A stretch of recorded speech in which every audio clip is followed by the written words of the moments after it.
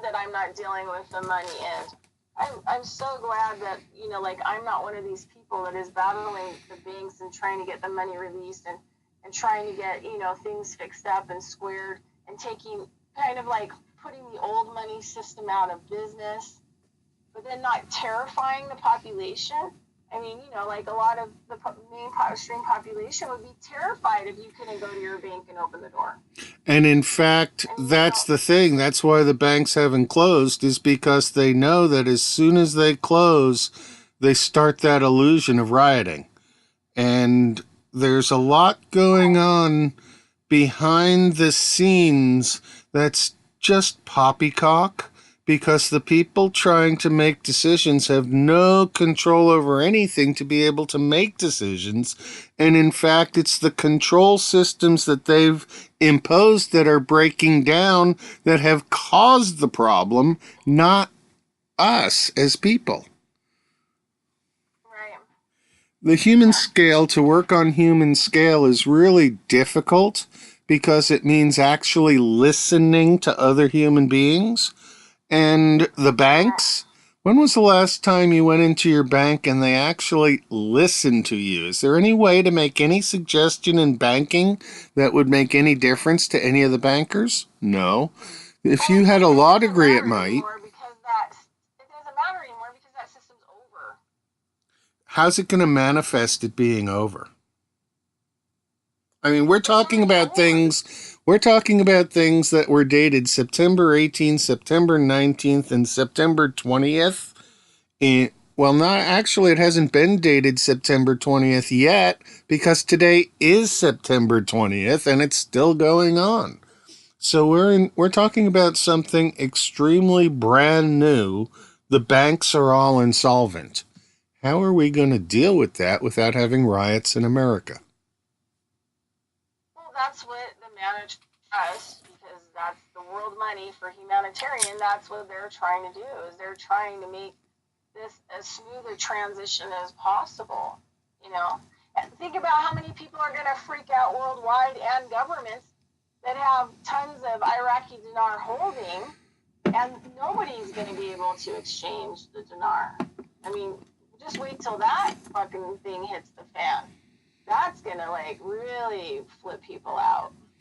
Yeah, but the whole thing is the monetary systems talk about currency as though it were paper, when we know that currency is actually flow of energy. And so if we're really going to value farms and agriculture as they need to be valued, we have to have a system based on human hours worked doing task and value of the task. But I don't even think we need to tie what we do into money. Right. Like I was talking about before, you know, if I was going to be doing a large-scale biodynamic farm and I was going to do apprenticeships for veterans, my community and the way my community financially functioned would be based on my own design, right? Because only I and the people on my land know what their value is and their worth is, right? Then I can create like a cryptocurrency or something else that we get the value of what we're doing and producing, and what it costs in order to oops, hold on a second.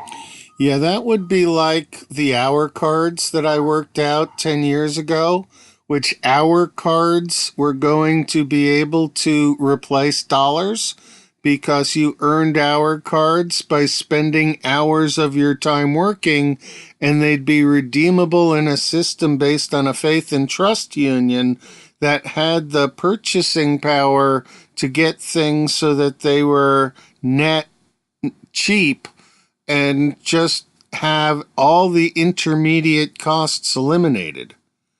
But that system's just theoretical. Each system would have to be different. For example, our apprentices and also the people who live on the farm. So you would get, a living arrangement as your value. You would get all the food that you could possibly eat, the best quality food that you could get on the land. You would get 3 awesome meals a day. and, whatever else, that was on there, plus, a physical pay. So I think that there's a lot of different things that have to, each community that would be doing whatever they're doing would have to assess And that's the level it has to be assessed at, their is the community value. level. Mm-hmm. And to Right. have what we Yep. have now, which is an overseers group assessing value and assigning it badly at that, why are we playing in the old game anyway? This is such a great opportunity to switch gears. Would you be okay if Right. I opened to the other people in the room the ability to mic in and ask some questions? Yeah, I don't have any answers about the financial situation, so I don't have any answers for that at all. All I have is, what I'm reading and the information that I get Right. And through a lot of the contacts that I have worldwide and people I work with. So I don't really have any answers for the banking system. And the other thing too, nor like, I should mean, things you. that have to be taken into accountability is that, a lot of people out there, you know, are not and probably don't want to be in the same situation that you or I are in. Right. We have to lean a lot sometimes on other people in order to get our financial needs met. And, we live off the grid and there's no washer and dryer and, things like that. I pretty much live out of my van. I sleep in my van every night. This year I'll be, a lot safer winter than, some winters where, I've had to camp on the streets and been hassled. And there aren't a lot of people like us that, decided to, leave this system. And this other issue, this is something I just want to totally bring up. Because of my, legal standing in this world and the paperwork that I've worked on and all my documentation, my sovereignty, I don't have problems with my bank. I last year, the start of like 2018, submitted all my documents to my bank, notifying them of, that I'm sovereign, that I have like a complete different legal standing. I'm not public. I'm not, a lost vessel at sea turned into a corporation that the United States is a trustee over. Therefore, they can make any kind of, decisions about me and all my stuff. So, I did all that. I mean, I even submitted all my documents to PayPal. I never have problems with my bank or PayPal anymore. And even if I only have $50 in my bank account, when I call the bank or I go in there, things are handled right away because I don't have the same legal standing. So I think, that has to be said as well. Like, by me, learning law and, protecting myself and doing the paperwork and getting Hey, it all together. And then every time I have a having said hearing, that, I agree with you notifying the entirely. person.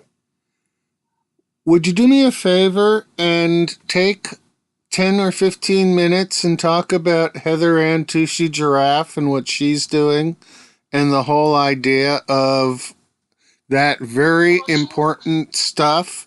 I don't think right. the listeners know Well, anything the about thing who is that, she is. well, I mean, the thing is, I don't want to talk a lot about her because I don't really know her personally, and she is in federal prison right now. So, Okay. um, do I think she'll eventually get out? I totally think she'll eventually get out because she hasn't really done anything wrong.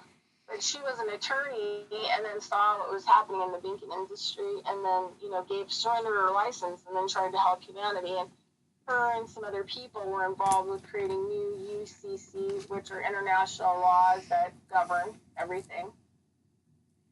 And then eventually she made a thing called a factualized trust. And so I have a really good friend of mine who's a retired judge, and he specializes kind of more in common law. And so we worked together to create, we took her factualized trust and we beefed it up. And so now we put the corporation name, your capitalized name, which is on your driver's license, on everything, because each account you get, and a driver's license is that account that they pull bonds on you, sometimes up to like $3 million, and they put on the hedge fund. And so they make money from you from every account that you have. Social Security number is an account, driver's license is an account. You get a license to have a business in the state. That's in a bank account for them, not for you, but for them. And so in the fractionalized trust, we started, you take your capitalized name, your one that they're governing, that they're calling you a corporation, and that you put it in the fractionalized trust, and then the trust shows that you own it now, that the United States government doesn't own the capitalized trust that they created. And mind you, the doctors are the ones that are really big criminals. I consider the doctors the biggest criminals in the world, if not the United States. I mean, the United States are the biggest criminals in the world. More so criminals than the judges and everything, because they were, before the American Medical Association was founded, the doctor was a dock attendant under Admiralty law, which is the law of the sea. And they would basically, the ship would come up, and wherever that ship docked, that country owned that ship, right? And then what would come out of the center of the berth, right? They would unload the berth of the ship. The ship were always considered to be, they all had pretty much women names. There's a reason for that, because then it's segued into a woman going into the hospital so that the dock attendant could register the live or death birth. Either way, the government gets paid. So once the cargo the mother goes into the hospital that's under Admiralty law, and then she has the cargo or the commodity, the live birth. And once the birth is registered, then it goes to the government, and then they register it as a vessel under Admiralty law, lost at sea. And then they give you the corporation name, and then they put you under a trust that the United States government holds as a commodity. And so you're registered as a vessel. So the fractionalized trust or trust, we put the capitalized name in of a lost at sea vessel that you are registered at, and you put it into the trust. And then through the trust, it gives way to the lower uppercase person, the real me, having control over that trust, being the trustee, the originator, the original depositor. That's all those things. So then we also put companion documents together with it. We created some companion documents, which one is an expatriate document, and then the other one is a power of attorney document, giving me, the living person, the actual legal authority to represent my corporation self, which means I can go into a court and I can be my own attorney without the court saying poop about it, because I am the power of attorney over my trust. So say, for example, I get pulled over by the police. They're pulling over the capitalized corporation name, because there's no way that they can pull the upper lower case man on the land into the Admiralty Court, which is at sea, right? So they can do it to the corporation. So they think they're going to get a bunch of free money for giving me a ticket. Well, I just sign on the document. I sign, Bridgette Lyn Dolgoff, upper and lower case, cursive. And next to it, I put trustee on there, because now I have a presumption that says, ooh, there may be some more documents in there. And then what happens is before the date that I have to appear in court for that ticket, then I send in all my documents and just kind of let them know what's going on, and also send in the Admiralty, discovery document. I'm kind of basically saying, I want to know what kind of proof you have that this, crime or whatever has been committed, and blah, blah, blah, blah. And usually everything, gets kicked out, and they send you a letter saying, oops, blah, blah, blah. They'll make up something to make themselves still sound good. But so that's kind of like what we worked on in order to kind of move out. And those are documents that I actually submit to, like, the banks. And at first, when I first started doing this kind of stuff, I was, scared. But I was surprised when, PayPal accepted my documents, And they totally stopped screwing with me. They don't screw with me at all anymore. They don't steal anything. They don't mess up with my accounts. They don't, nothing. Zero in the story. So my bank doesn't do any of that stuff to me either. And so wherever possible, I try to submit these documents wherever there's like a need, so that eventually, people will understand what my status is. And for anybody out there, we have this real ID thing that's going on where they want everybody to get like a driver's license from their state. They have to know exactly, where you live, blah, blah, blah. The ID has a chip in it. You won't be able to leave the country. You won't be able to get on an airplane. You probably won't be able to get on Amtrak. You won't be able to do anything without a real ID. So one of the, ways that I've gone around that now is I got a world passport and I redesignated myself. So anybody can apply for a world passport. It's based on international law of human rights. The basic right is that you have the right to leave your country at any time, and you have the right to return to your country at any time. So you can get a world passport. In the world passport, they ask you, do you want your name in all capitalized corporation style, where you're owned, or do you want it in upper and lower case? So I have it done in upper and lower case. Then I also paid $25 to get it in a world document, a new birth document. So even though on the birth document it's going to say that I was born in Fresno, California, now my birth certificate is held, in under world UCCs and in world stuff. So each country starts to create their own, kind of admiralty law jurisdictions, and then they try to slowly take everything over legally. But I really believe like it's game over at this time. I mean, I really feel like right now, I really feel like it's, as of last week, with them pulling all the bonds on all the banks worldwide, it's pretty much game over. Now it's going to be like the last, takedown and arrests and everything else. And then all the economies are going to have to make, a big adjustment. Yeah, it's going to have to be a major hiccup to reallocate our intentions from the fourth derivative scale of banking systems and countries back to the 0 point energy of human beings, where it matters most how it affects the human being in the individual situation. That if we can't take everything we thought we knew and weigh it again to see if it's still true, we really can't use it until we've measured that the truth is what we believe it is. And this has to take place on every individual level. So I'm going to take a moment and remind the listeners that they're listening to Steampunk Radio on their TuneIn app, and this is The New Way, and I'm Dr. Lenny Thyme, and I can be found at steemit.com/@LennyThyme, THYME. And now I'd like you to tell people where they can find you and your show and at all.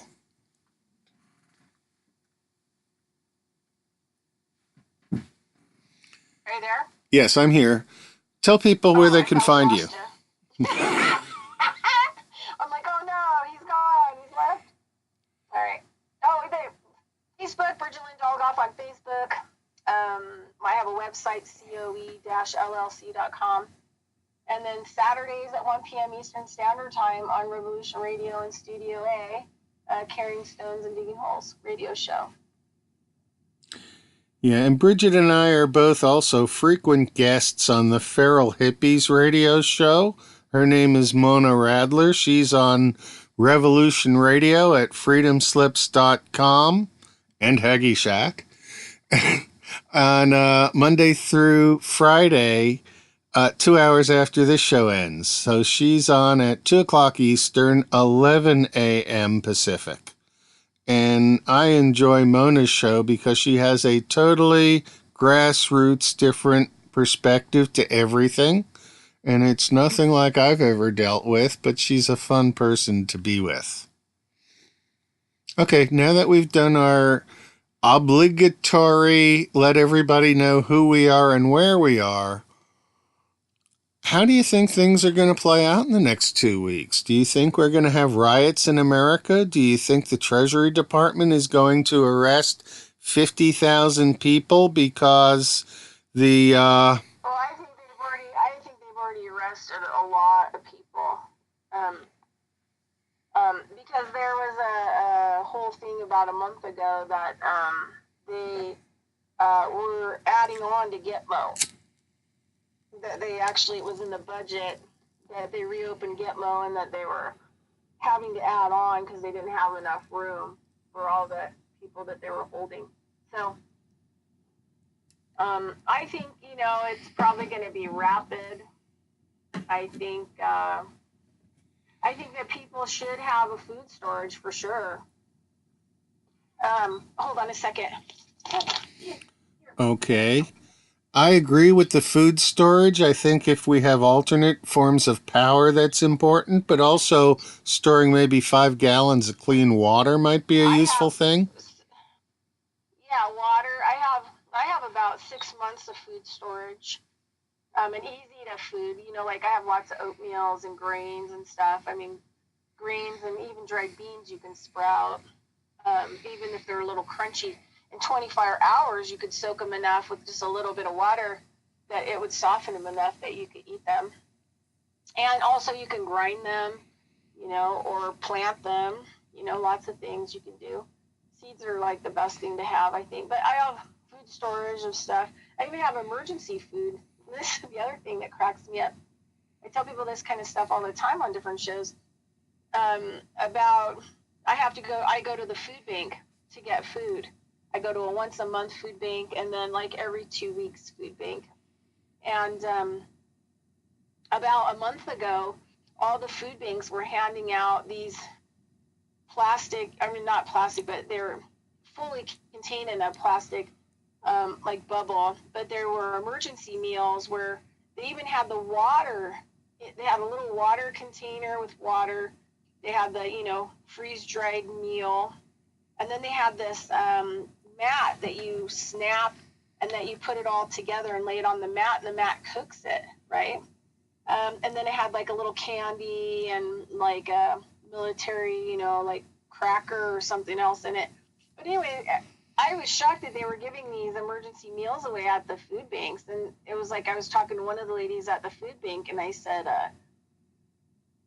what's up with these emergency like meals? And she said, oh, dude, we got so many of them that we're trying to give, away like 15 per person.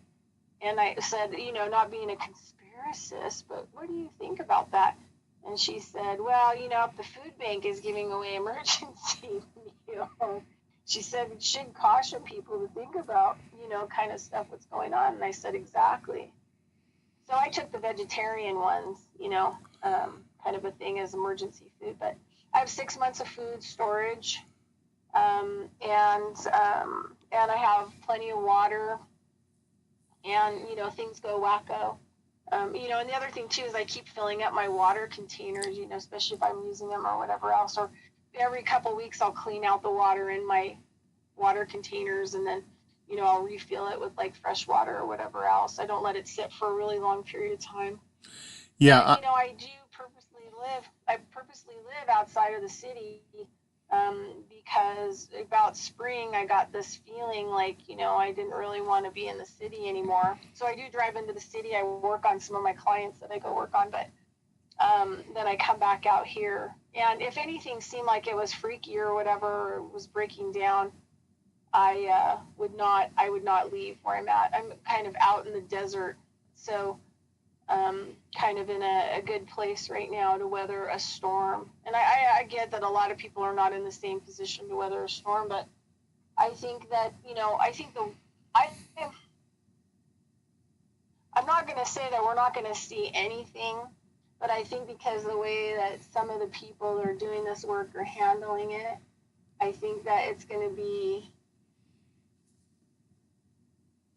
less punishment on the transition, or if there was going to be a takeover, then there would have been. I Yeah. think that the potential for the direction that was going in the other way, that it could have taken us 20 years to come out of it in the U.S. And I just want to put this in perspective.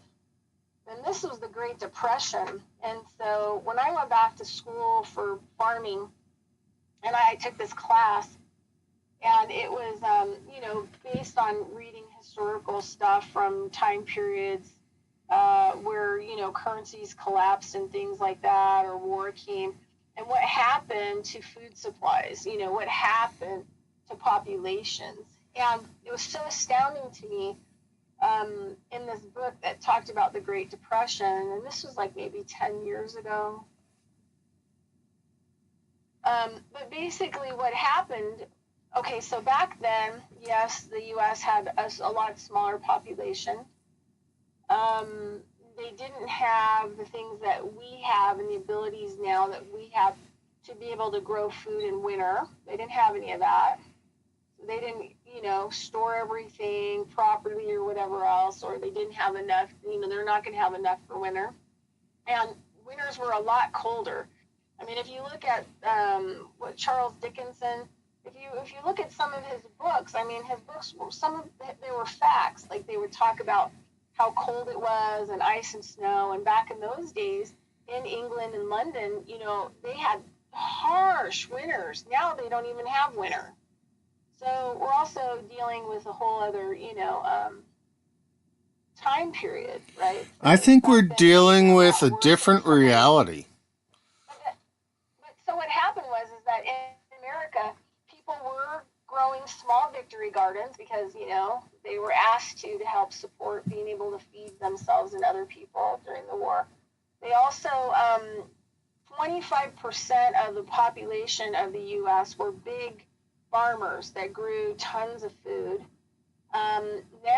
Right now, nobody grows food in their yard, and under 1% are big farmers of the population in the United States. 99% of all the food that comes into the U.S., and some places are worse, like Nevada, we don't really grow anything. We have meat cows and alfalfa. That's what we have. And the So, alfalfa things feeds the went meat seriously. cows. Yeah, so if anything went really wrong here, you can look at probably whoever doesn't get out of here into California or someplace where there's some kind of food being grown, you're not going to eat. Your whole family is going to perish. I mean, because, sand, you can't just grow things in sand.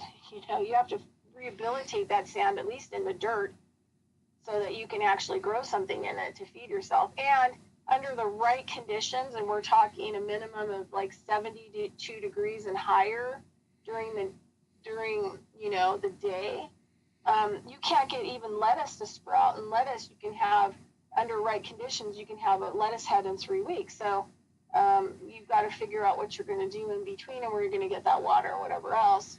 So during the Great Depression, the thing that really blew me away was that people had to give their children away to work farms because even though they'd never see their kids again, the work farms, they were guaranteed at least a place to stay and a meal every day. And most parents couldn't give that to their children.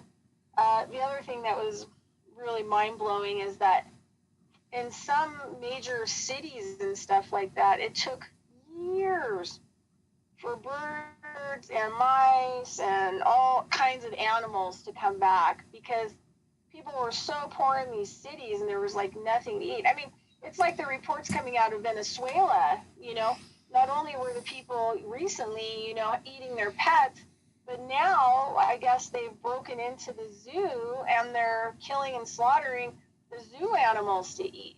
I mean, this is how desperate people are, and this is the kind of stuff that happens. So in the Great Depression, they said like all the animals, like normally, rats and mice and birds and, raccoons and skunks and stuff that would live in the cities or like in the outside of the cities, they said up to like 5-mile radius all the way around these cities, everything was eaten, everything was gone. And it took forever, it took years for a lot of this stuff to start coming back. So I think about now the population of the United States, and you have all these people always say things like, oh, well, if things go bad, I'm going to head with my gun and out into the wilderness and go hunt food. Okay, well, if everybody does that, there won't be any animals left in the whole United States because the population is so big now that if small populations in these cities ate everything that existed, and it took a long time for stuff to migrate in or hitchhike in back in, um, you know, it would take a really long time to try to repopulate, deer and moose and all kinds of other animals back into the United States. So there's sometimes I don't think people really understand basics when it comes down to food, water, and shelter. I think there's also a lot of And difference between urban and rural life in this country. And if things break down, rural folks are going to be a lot better equipped for dealing with things than urban folks because we're just not made to be stacked and racked in skyscrapers. well, Anyway, but go this is on. the deal. The biggest thing that I've learned from living with less, a minimalistic lifestyle, trying to leave, smaller footprint as possible consciously. And there were some things that happened that have kind of forced me into that lifestyle, but I keep learning more and more about the lifestyle because I'm going to leave less of a footprint, you know, and live, you know, minimalistically. But everything when you're living kind of in a minimalistic lifestyle takes a lot more time. For example, if I'm living somewhere where there's no washer and dryer, that means like periodically I have to hand wash my clothes, which means that could take me, like a whole day because I got to stir it and scrub them and rinse them by hand and all that kind of stuff, and then put them out to dry. And then I can't wash clothes, if it's cold and it's frosty, because sometimes you don't have an inside place that you can put up a clothesline and dry them. So everything becomes it takes more time, right? And so when you're living in urban lifestyles, you don't even have everything that you do